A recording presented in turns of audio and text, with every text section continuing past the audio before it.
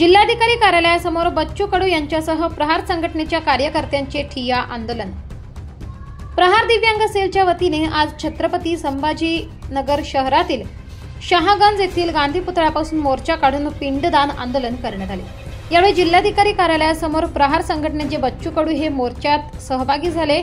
यावेळी त्यांनी कन्नडचे तहसीलदार, एसडीएम व उपजिल्हाधिकारी यांच्याशी चर्चा। कन्नड येथील एका अपंग दिव्यांग व्यक्तीने 27 जानेवारी रोजी आत्महत्या केली, त्याचं आज 13वे असून पिंडदान आंदोलन हे यावेळी करण्यात आले।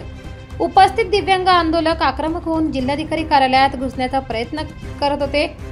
बच्चू कडू यांनी जिल्हाधिकारी कार्यालयात घुसण्याचा प्रयत्न केला, परंतु पोलिसांचा मोठ्या प्रमाणात फौजफाटा तैनात असल्यामुळे आत जाता आले नाही।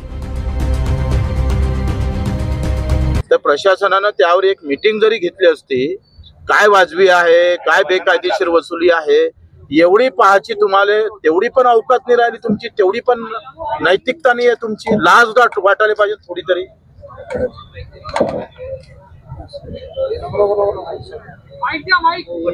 अधिकाऱ्यांकडे उत्तरच नाहीये, तुम्ही जे आकडेवारी मागताय ते उत्तरच नाही। काय कसं झालं, आता 8वा वेतन आयोग येणार आहे ना, पगार भरभक्कम झाला, मूल्यावर आधारित काही कामावर आधारित काही पगार नाही आहे।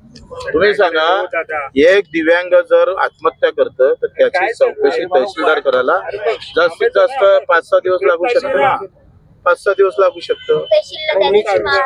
या दिव्यांगाचं 5 आत्महत्या झाली, त्याच्यावर कर्ज आहे 5% 2 लाख रुपये देता येतं आपल्याला, तेवढं ते मंजूर करा, त्यांना ते मदत करा।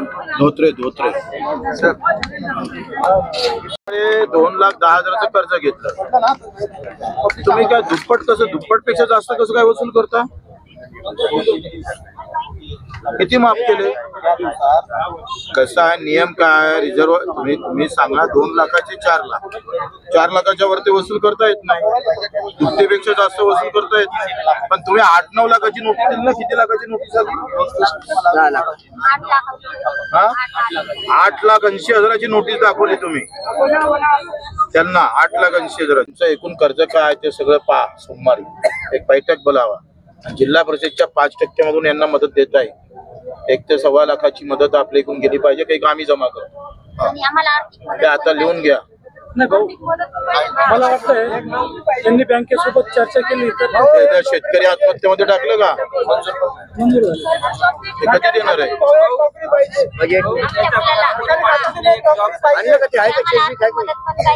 आता आपल्या काल रात्री बैठक झाली 7 वाजता, त्याच्यामध्ये मंजूर झालं, सोमवारी चेक देणार।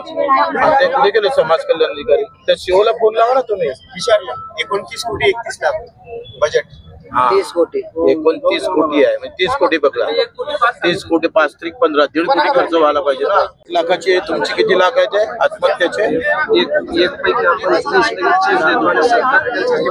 1 लाखाचं यांचं वेगळं राहील आणि कर्ज भरावं लागणार नाही, 2 महिन्यात खासगी नोकरीची व्यवस्था, ठीक आहे। पिंडदान हे आत्म्याला मुक्ती करण्यासाठी करतो असतो, आणि मग या सरकारनं दिव्यांगांचं कर्ज मुक्त व्हावं, त्याच्यावरचा भार मुक्त करावा, याच्यासाठी ते पिंडदान केलेलं आहे। आम्ही निवडणुकीच्या काळात नारे ऐकत होतो, बटेंगे तो कटेंगे, ये काय तो सेफ आहे, मग आता सेफ आहे? दिल्लीत तुमचं सरकार आहे, राज्यात तुमचं सरकार आहे, मग आता कटला ना आमचा हिंदू बांधव, दिव्यांग कटला, मारलं कोण त्याला? आणि मग अशा सगळ्या अवस्थेमध्ये फक्त मत घ्यासाठीच बटेंगे तो कटेंगे आहे का? सरकार तुमचं असताना ज्याला 2 पाय नाही, हात नाही, डोळे नाही, त्याला आत्महत्या करायला लागतं, अशी वेळ होत आहे। 2 लाखाचं कर्ज 10 लाख वसूल करताय तुम्ही, कायदा आहे की नाही आहे? 2 लाखाचं दुप्पटीपेक्षा जास्त वसूल करता येत नाही, झोपलंय प्रशासन सगळं। काही शिल्लक होते, बजेट माहित नाही अधिकाऱ्याला। जिल्हा परिषदचं बजेट 30 कोटीचं आहे, 5 त्रिक 15 किमान 1.5 कोटी रुपये तरी खर्च करायला पाहिजे, नाही केले।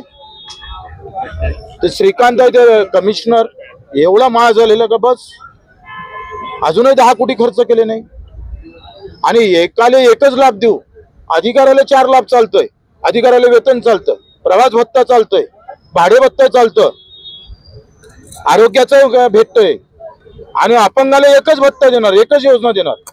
लाज का वाटत नाही? आपल्या मतानेच नियम तयार केलेले आहे. आणि हे आंदोलन याच्यासाठी आहे, खास करून सरकारसाठी आहे. ही काही चांगली गोष्ट नाही आहे. आपण बटेंगे तो कटेंगे असं म्हणत होते. आज आमचा हिंदू दिव्यांग बांधव इथं कटला आहे तुमच्या धोरणामुळं. बाकी राज्यामध्ये 5,000 4,000 रुपये मानधन आहे, तुम्ही 1,500 देताय. दिव्यांग लाडकी बहिणीचे अर्ज तुम्ही 2 महिन्यात सगळ्याचे सँक्शन केले आणि दिव्यांगाचे अर्ज पास करायला 1-1 वर्ष लागते. त्याला 2 पाय नाही त्यांना. अशा प्रकारचा कारभार खपून घेतला जाणार नाही. याची आम्ही प्रजासत्ताक दिनी एक आंदोलन केलेलं होतं. आता आम्ही 21 मार्चला रायगडाच्या पायथ्याशी जिजाऊच्या समाधीजवळ 5 दिवसाचं उपोषण करणार आहोत.